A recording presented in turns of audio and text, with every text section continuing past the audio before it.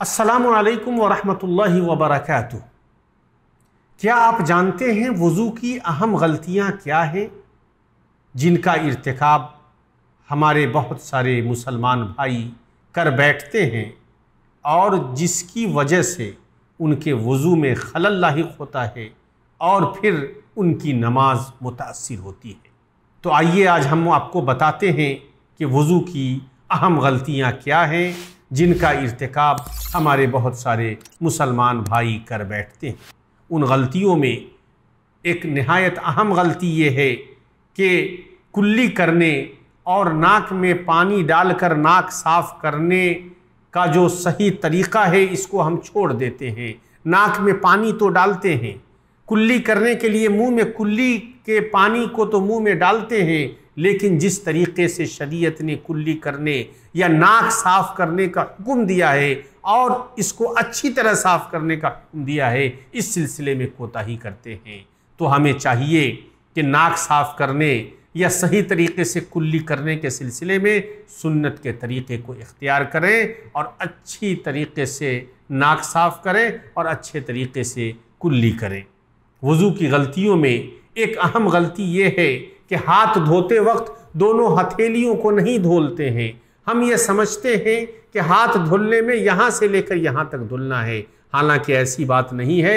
ہاتھ دھلنے میں کوہنی سے لے کر انگلی کے کنارے تک کو ہمیں دھلنا ہے، اس بات کا خیال رکھنا چاہیے۔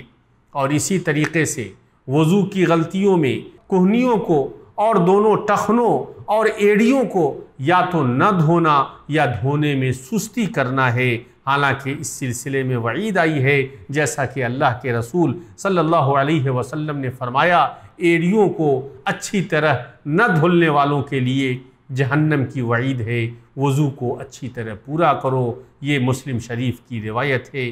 نبی کریم صلی اللہ علیہ وسلم نے ایک شخص کو دیکھا کہ اس نے اپنے قدم پر ناخن کے برابر کی جگہ کو چھوڑ دیا ہے، تو آپ صلی اللہ علیہ وسلم نے اسے فرمایا لوٹ جاؤ اور وضو کو اچھی طرح کرو۔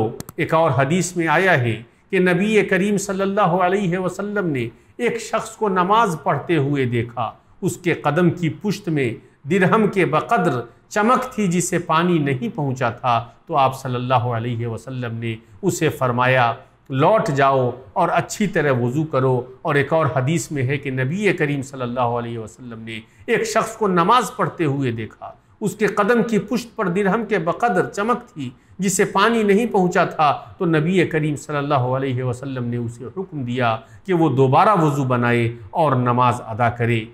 میرے بھائیوں، وضو کی غلطیوں میں سے اعضائے وضو کے دھونے میں زیادتی کرنا بھی ہے، یا ان میں سے بعض کو 3 مرتبہ سے زیادہ دھلنا ہے، اور یہ امر یا ایسا کرنا یعنی 3 مرتبہ سے زیادہ دھلنا سنت کے خلاف ہے، تو اس سے ہمیں بچنا چاہیے۔ اسی طریقے سے ہمارے بہت سارے بھائی پانی کا بے تحاشا استعمال کرتے ہیں، پانی کے استعمال میں اسراف کرتے ہیں، اس سے بھی ہمیں بچنا چاہیے۔ اللہ رب العالمین نے فرمایا وَلَا تُسْرِفُوا إِنَّهُ لَا يُحِبُّ الْمُسْرِفِينَ